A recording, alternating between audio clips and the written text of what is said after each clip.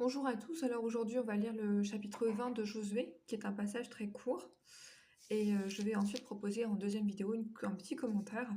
Je vais parler aujourd'hui des deux types de péchés. Deux types de péchés, alléluia.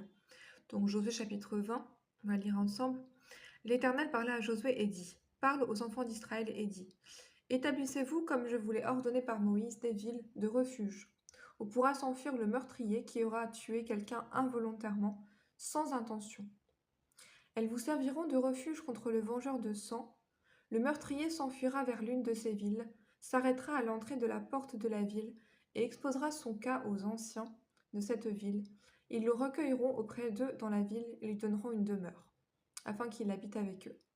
Si le vengeur de sang le poursuit, ils ne livreront point le meurtrier entre ses mains, car c'est sans le vouloir qu'il a tué son prochain, et c'est sans avoir été auparavant son ennemi.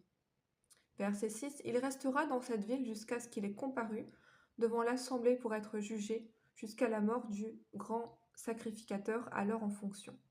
À cette époque, le meurtrier s'en retournera et rentrera dans sa ville et dans sa maison, dans la ville d'où il s'était enfui. Ils consacrèrent Kédesh en Galilée, dans la montagne de Nephtali, Sichem dans la montagne d'Éphraïm, et Kirjat Arba qui est Hébron, dans la montagne de Juda. Et de l'autre côté du Jourdain, à l'orient de Jéricho, ils choisirent Beth-Ser dans le désert, dans la plaine, dans la tribu de Ruben, Ramoth en Galaad, dans la tribu de Gad, et Golan en Basan, dans la tribu de Manassé.